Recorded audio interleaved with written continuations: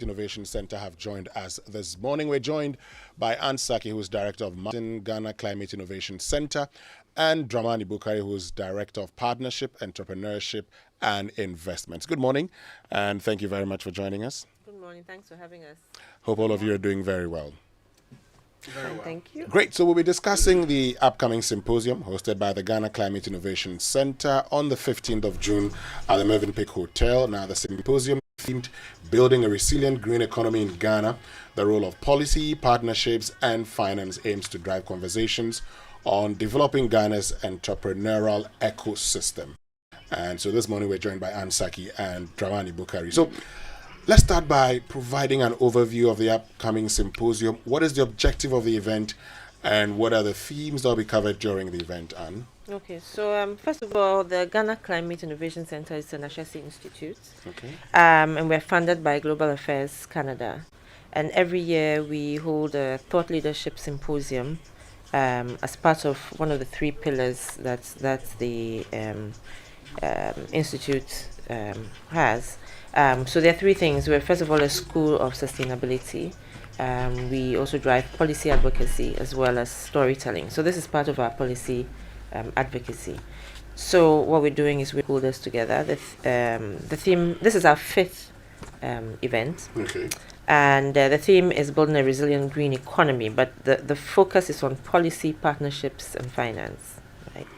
So the whole idea is we will have several keynote speakers. We'll have a couple of panel discussions so that we can drill down into details as to whether we need to strengthen government mechanisms, policy incentives, legal frameworks to address climate change, and then also to foster how we're going to foster greener, more sustainable economic development. And to be able to do this, are the current financial models, what word should I use? Are they suitable enough? Okay. Do we have the right financial products for impact investments? Are the impact investment models also the right ones? And to order to kind of build a more robust low carbon economy. And so we're going to have, the panels will constitute of policy makers, entrepreneurs, people from the financial world, and some of the donors as well. Okay. Yeah. Okay. Let me bring Dramani in at this point and find out how important these symposiums are in the collective role of policymakers, donors, financial institutions, and entrepreneurs in developing Ghana's entrepreneurial ecosystem and fostering a green economy. Well, so it's important that we move away from the conventional economic growth model to now a resilient green economy model. And the reason we will have to be doing this is because times have changed.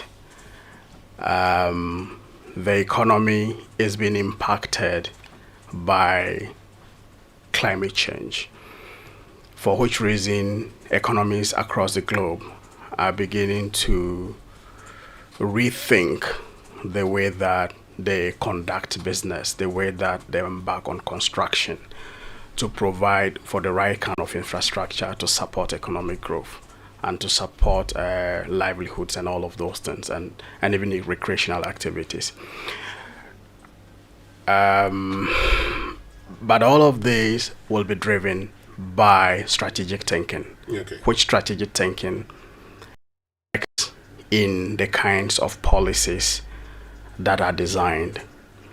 Now, for this event, our objective is to bring together ecosystem players within the entrepreneurship sector and to see how entrepreneurship can drive the green economy by the kind of innovations that entrepreneurs create, by the kind of changes that they make in the way that they run their businesses, and by the kind of products and services that they offer.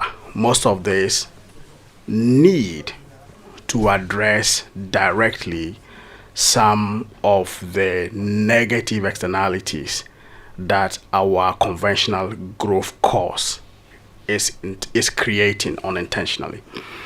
And so policy is important to the extent that at this forum there will be knowledge sharing, which means that best practices will be shared, success stories will be told, people will get to share insights into this, and those insights are then supposed to inform our development trajectory towards a low carbon economy.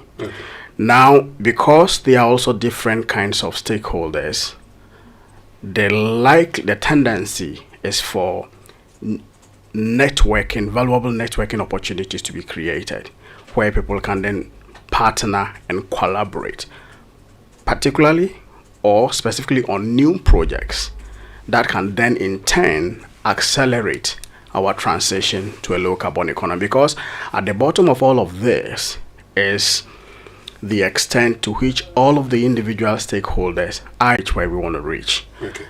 Now, let's also talk about, you've talked about how they're going to be sharing successes and all of that, but of importance will be the challenges and opportunities that Ghana faces in its challenges and opportunities. Being in the system, particularly in the green ecosystem, entrepreneurship ecosystem, one of the challenges we are finding is the fact that there is still a shortfall in the kinds of green technologies that we need to move our transition forward. Much of the challenge, people will say, is access to finance, but it's also the know-how. And whether or not we are strategic enough as a country in creating the right or funding the right kind of research, undertaking the right kind of investments that ensures that those technologies are actually produced to then allow us to go on that pathway. Nonetheless, there are a number of entrepreneurs and startups and individuals and institutions who are coming up with very innovative products and machinery that can accelerate the green transition. And so with this forum, the question is, where are these innovations springing out from? In which sectors? Is it in the climate smart agriculture sector? Is it in agroforestry conservation sector, in order that we can reverse the deforestation trend? Is it in the plastic recycling sector, so that we can rid ourselves of the plastic pollution menace and turn that hitherto nuisance into a valuable resource? Okay. So the question is, where are the stories, and where are those good stories, and what can we do, and what can policy, or how can policy support that enabling, and how can policy support or create that enabling environment to allow for a smooth transition in this direction? And so the opportunities that we need to take advantage of, and in taking advantage of those opportunities, we will create value for the Ghanaian people and for